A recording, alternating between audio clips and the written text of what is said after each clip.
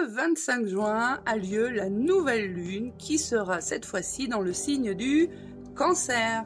Qui dit nouvelle lune dit moment d'intériorité, de retour à soi et d'écoute profonde. Le Cancer, c'est un signe d'eau qui est gouverné par la lune elle-même. Elle va donc nous parler d'émotions, de racines, de mémoire, de foyer et va nous invite à nous recentrer sur ce qui nous nourrit vraiment. Elle va nous pousser à ralentir, à écouter ce qui se passe à l'intérieur de nous, à sentir sans forcément comprendre, à accueillir ce qui monte, ce qui remonte, même si c'est flou, même si c'est fragile. Il faut imaginer ici la mer qui va, qui vient avec ses vagues. Ici, on est quand même sur une nouvelle lune en Cancer, donc très reliée à l'élément de l'eau, telle la mer, un mouvement. Donc, se laisser accueillir en tout cas ce mouvement de vie à l'intérieur de nous, sans forcément le comprendre. Oui, en Cancer, cette nouvelle lune sera forcément très émotionnelle, mais aussi très guérisseuse. Alors oui, elle peut faire remonter des souvenirs, des sensations, des blessures qu'on croyait pourtant être lointaines. Et non, ce n'est pas pour nous submerger ou pour nous mettre la tête sous l'eau, mais c'est plutôt pour nous permettre de libérer, de transformer, de transmuter et surtout de nous apaiser. Sur le plan énergétique, cette nouvelle lune sera une véritable réinitialisation du cœur. Un temps vraiment propice pour poser une intention, celle de se reconnecter à son corps, à son intuition, à son esprit, à son besoin de douceur, de tendresse et de sécurité.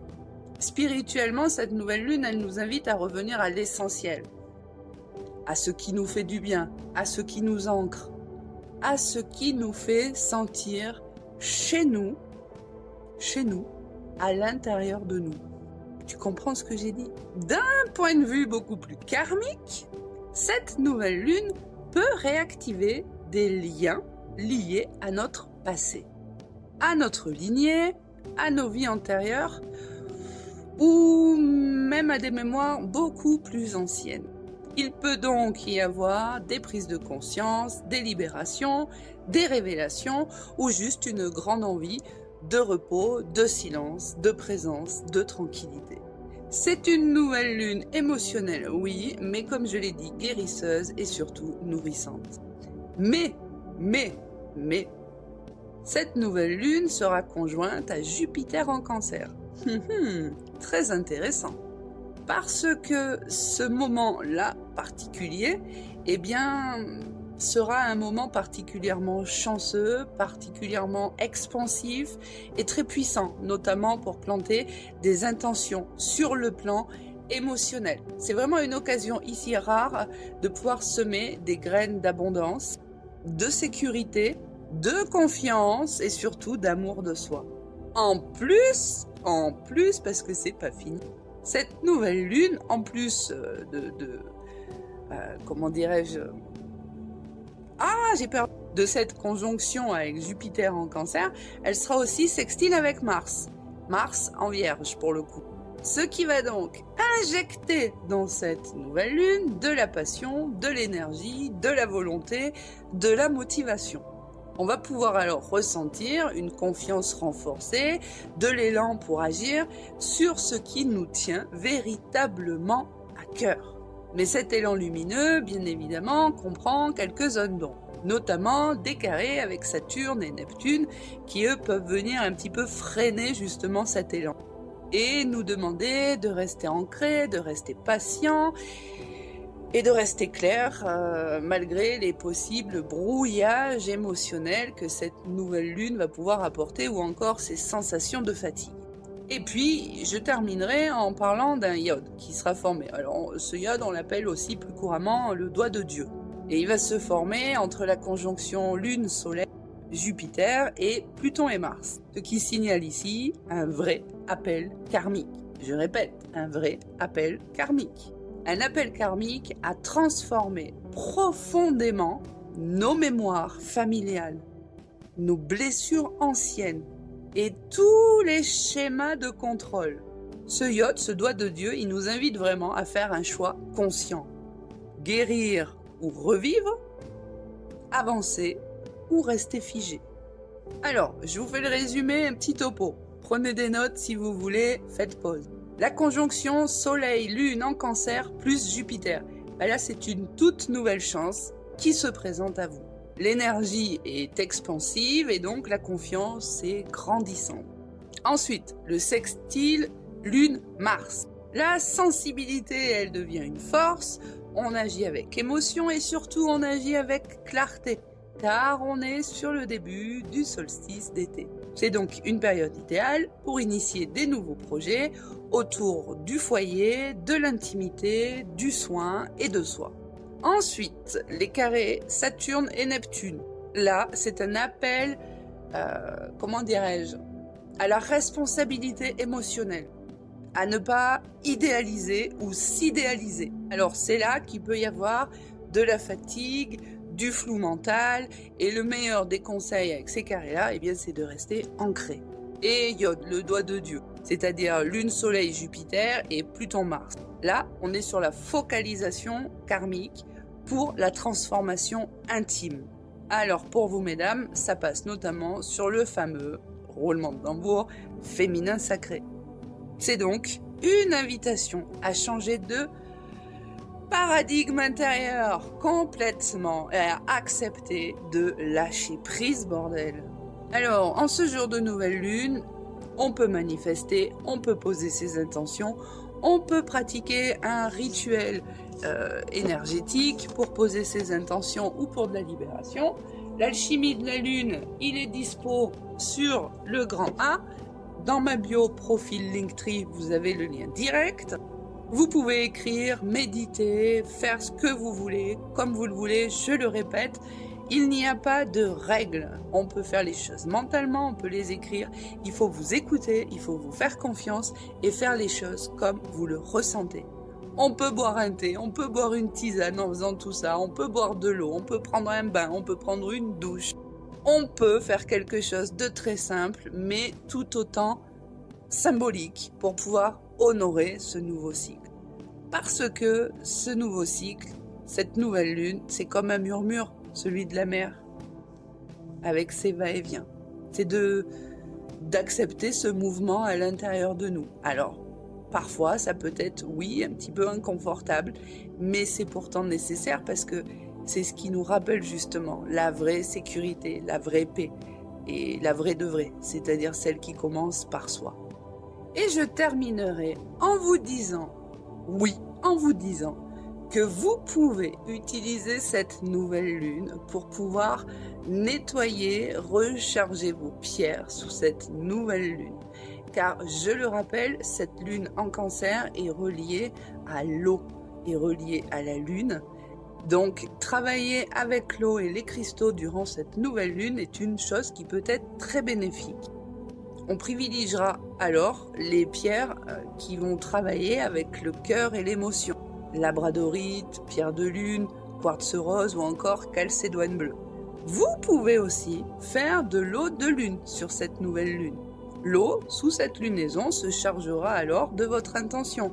Guérison, amour de soi, paix, réconfort, sécurité. Et le lendemain, vous pourrez utiliser cette eau pour purifier un objet sacré, un objet symbolique ou encore nettoyer vos mains, nourrir une plante ou même vous en asperger doucement comme un geste de bénédiction. Je le rappelle, en nouvelle lune, c'est aussi le moment parfait pour une purification, pour tout ce qui va être soin du visage, soin de la peau, soin du corps, soin des cheveux, étant donné qu'on se nettoie pour faire peau neuve.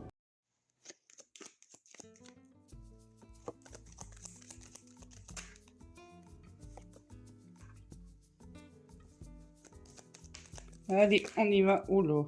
On y va pour ce tirage de la nouvelle lune en Cancer. Et ben dis donc, il n'y a même pas besoin de les couper.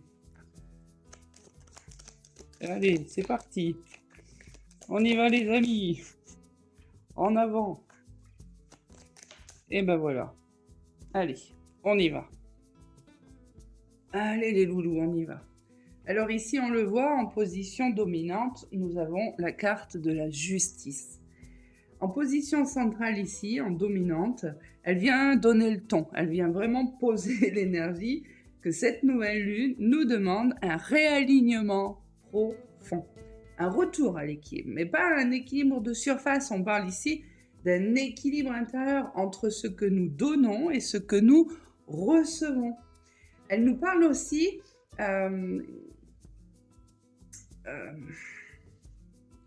comment dirais-je, elle nous parle aussi de vérité à reconnaître, de décisions à prendre, mais des décisions à prendre avec beaucoup de lucidité, avec de la justesse à retrouver dans nos relations avec nous-mêmes.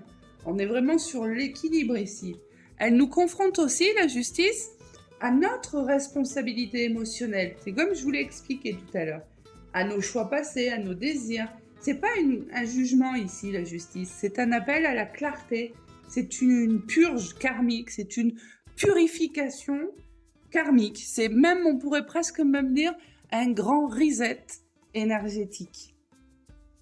Ensuite, alors là, la Lune plus le Soleil, eh ben là, on a un duo sacré. Hein. On ne peut pas dire autrement. La Lune, ici, elle nous parle de ce qui se cache sous la surface. Nos peurs, nos intuitions, nos rêves flous. Elle est très présente dans cette lunaison en Cancer. Hein. Elle nous invite à plonger en nous, vraiment à plonger à l'intérieur de nous, à accepter ce qui est encore dans l'ombre. Et puis, on voit ici vient le soleil, la lumière qui éclaire le chemin après la traversée de l'intérieur, tout simplement. Ce passage de la lune au soleil, c'est la naissance de la conscience, hein, tout simplement. C'est une révélation intérieure, une vérité qui émerge. C'est la lumière qui est faite sur des zones d'ombre. Ensuite vient, on le voit, entre les deux, eh bien, nous avons, à la suite, on a la maison Dieu. Et la maison Dieu, elle intervient. C'est-à-dire qu'une structure s'effondre. Après ce passage-là, après cette invitation à plonger en nous et à découvrir ce qui est encore dans l'ombre, eh bien, il faut déconstruire. Donc là, on nous parle d'une structure qui s'effondre. Alors, ça peut être une croyance, ça peut être un attachement, ça peut être une illusion, ça peut être des schémas, ça doit être des mémoires. C'est quelque chose qui doit tomber pour que la lumière du soleil puisse vraiment avoir sa place. C'est pas une destruction, c'est une libération. Ce qui s'écroule, là, n'était plus aligné avec ce que vous êtes en train de devenir. Hein. Et on voit que là, arrive le pape. Et là, le pape, lui, il bénit le passage. Il vient vous dire que vous n'êtes pas seul, que vous êtes guidé parce qu'il représente la sagesse, les enseignements de l'âme, les appuis spirituels, les héritages à honorer.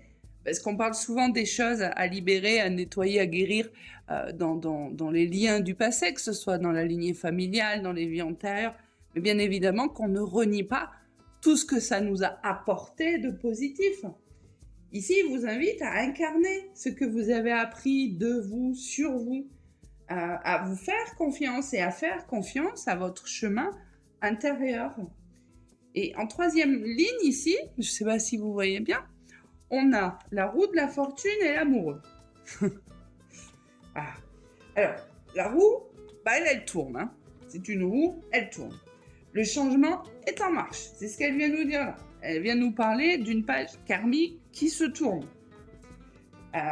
Et attention, parce que c'est pas un hasard, c'est le fruit de tout ce que vous avez traversé, de tout ce que vous avez nettoyé, libéré, transmuté, compris.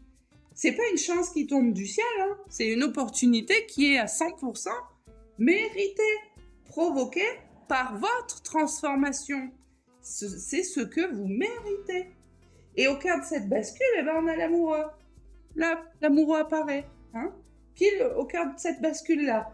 L'amoureux, c'est la décision, c'est l'appel du cœur, c'est le choix de l'âme. Alors, cela peut parler d'un lien, d'une union, d'une ouverture du cœur, mais au-delà d'une relation, c'est surtout un choix d'alignement. Vraiment. Est-ce que vous choisissez ce qui vous ressemble? Est-ce que vous vous aimez assez pour vous écouter enfin profondément? Et enfin, la guidance, elle se clôt avec l'étoile. Alors, cette guidance, je ne vais pas la compléter aujourd'hui, et c'est volontaire. J'attends vos manifestations dans les commentaires, dans les prochains jours, dans les prochaines semaines. La guidance, elle se clôt avec l'étoile. C'est un baume, c'est une bénédiction encore une fois, c'est une promesse. L'étoile, elle vient vous dire que vous êtes exactement là où vous devez être. Qu'après la chute, après les remises en question, après les révélations, après les choix, la lumière, elle revient. La lumière revient doucement. Et elle vous dit aussi que vous pouvez vous faire confiance à ce que vous ressentez parce que vous êtes guidé, vous êtes soutenu encore une fois. Vous pouvez vous relier à votre âme, à votre source, à votre douceur, aux choses en quoi vous croyez, peu importe comment vous les nommez, Dieu, l'univers, le cosmos, le divin, la source, peu importe le nom. Cette nouvelle lune-là, elle vous invite vraiment à un réalignement profond. Pour moi, on est vraiment sur une purge, sur une purification, sur un reset énergétique. Alors cette nouvelle lune, à travers ses révélations, à travers ses libérations, à travers ses choix, elle nous pousse à nous honorer pleinement et à accueillir le mouvement de la vie qui est en soi, en chacun de nous, et à s'ouvrir à la lumière de sa propre étoile. Ici, on est vraiment sur cette notion du mouvement. Alors, des petites choses comme ça que je vous suggère, vous pouvez écrire durant cette phase de nouvelle lune une intention très claire liée à l'équilibre que vous voulez retrouver, mais il me semble que le mot juste serait à l'équilibre que vous voulez trouver. Et sous la lumière invisible de la lune, confiez cette intention à la lune, à l'eau, à la terre ou à une pierre que vous porterez les jours suivants. Ça peut être d'ailleurs une jolie pierre de lune comme ça. La pierre de lune est reliée à la lune. C'est une pierre qui est très très intéressante à travailler durant les cycles. Et puis surtout, ce que j'ai envie de vous dire, c'est que toutes ces libérations, toutes ces étapes, toute cette mise en lumière vient forcément passer aussi par vos zones d'ombre. Donc oui, il peut arriver, comme on le voit sur bon nombre de cycles lunaires, vu que la Lune nous affecte, de la fatigue, de l'irritabilité, de la nervosité, de l'agacement, des nuits agitées, bref, tout ça, on s'en fout. C'est ce qui se passe tout le temps, tous les cycles, tous les mois. Là où je voulais vraiment attirer votre attention, c'est que lorsque l'on fait des libérations, lorsqu'il y a des choses vraiment, et là je parle pour ceux qui ont déjà fait un parcours, bien évidemment, personne n'est supérieur à personne. Nous avons juste une ligne. Nous avons notre propre chemin. Il y en a qui sont là, il y en a qui sont là, il y en a qui sont là. Quoi qu'il en soit, personne n'arrive au bout parce que quand on y arrive, nous sommes plus là, nous sommes là-haut. Et il y a encore du travail à faire. Pour ceux qui ont déjà bien avancé sur leur chemin, qui ont déjà beaucoup libéré, qui ont déjà beaucoup guéri, libéré, transformé, transmuté, ce que je voulais vous dire, c'est que il peut arriver, oui, qu'il y ait des douleurs physiques qui se manifestent. Et c'est pas pour vous handicaper, c'est pas pour vous embêter. Des fois, il peut y avoir des petites choses. Alors, je parle ici de choses assez bénignes, des petites douleurs, un petit rhume, des petites choses comme ça. C'est parce que ça, c'est de la libération aussi. Il faut bien comprendre que pour certaines personnes, on n'est plus en train de travailler les énergies en superficie. On est en train d'aller creuser plus profondément sur des énergies qui sont bien ancrées en nous, dans notre corps, dans notre système, dans nos corps énergétiques. Donc forcément, en se libérant, cela peut causer et générer quelques petits inconforts, quelques petites douleurs ou petites choses comme ça. Il faut accueillir. Voilà, quand on vous dit accueillir, c'est pas dire « Ok, je suis trop contente, j'ai un rhume, j'ai ci, j'ai ça, j'ai mal ici, j'ai mal là. » Non, c'est pas ça, accueillir, c'est comprendre le sens, comprendre le message derrière, comprendre ce que ça veut dire, ce que ça libère, comprendre le poids qui vient de se libérer ou qui est en train de se libérer. Et comprendre aussi que ça, c'est finalement des choses que vous vous êtes infligé aussi tout ça. Donc c'est toujours intéressant de bien comprendre que dans un travail de libération et de guérison, non, ça se fait pas tout seul. Et oui, des fois, c'est douloureux, des fois, c'est inconfortable, des fois, il peut y avoir des manifestations de notre corps physique. Et c'est OK, c'est OK. Voilà, tout simplement. Je vous laisse, je vous souhaite à tous un très bon cycle et n'hésitez pas à vous mettre un petit pouce si vous avez aimé. Ça fait plaisir et ça soutient la vidéo parce que les algorithmes marchent comme ça. N'hésitez pas à poser des questions s'il y a des choses que vous ne comprenez pas. N'hésitez pas à vous manifester dans les commentaires ou à partager tout simplement vos ressentis, votre situation. Je le rappelle, la communauté sur ce réseau est là pour ça, pour créer une belle communauté dans la bienveillance vraie et dans l'amour véritable. Très beau cycle à tous et à la prochaine lunaison. Vous retrouverez en description le lien vers ma boutique où vous y découvrirez une sélection de pierres naturelles, de colliers et de bracelets en pierre, d'accessoires de fumigation, ainsi que des spell jars, des pochettes, des housses de livres et des bouillottes sèches pour prendre soin de vous en douceur. Prenez ce qui résonne et laissez la magie opérer.